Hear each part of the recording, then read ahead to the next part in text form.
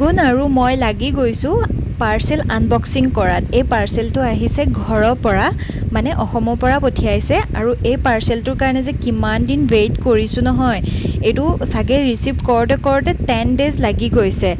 এনে নৰ্মেলটো 3-4 daysত পাই যায়, বাট এইটোহে নাজানো কেলৈ ইমান টাইম লাগিছে। আৰু পাৰ্চেলটো খোলাৰ লগ লগ যে দেখি মোৰ মাথাটো গৰম হৈ গৈছে, কাৰণ গোটেইবিলাক বস্তু ফাটি গৈছে ভিতৰত, কাৰণ ইমান দিন হৈছে ন, সেইটো কাৰণত চাগে বস্তুবিলাক ফাটি একেবাৰে কি যে অৱস্থা হৈছে নহয়। যি নহওক, ইয়াত ঘৰৰ পৰা পঠিয়াইছিলে ঔটেঙা, তাৰপিছত যিটো মোৰ বহুত ফেভৰেট হয়, আৰু গুণগুণৰ কাৰণে ঘৰত বনোৱা ঘি, ঘৰৰে চাউল, দাইল, সকলোবিলাক ঘৰৰে বস্তু। আৰু এটা স্পেচিয়েল বস্তু আছিলে, সেইটো হ'ল খাৰ, কাৰণ মই খাৰ খাই বহুত ভাল পাওঁ, সেয়েহে খাৰ পঠিয়াইছিলে। আৰু এখন চেকনি পঠাইছিলে, কাৰণ মই টেকেলি পিঠা মই এনেই নৰ্মেলি বনাব নাজানো, চেকনিত বনাব জানো, সেয়েহে মই এখন দি পঠাবলৈ কৈছিলোঁ।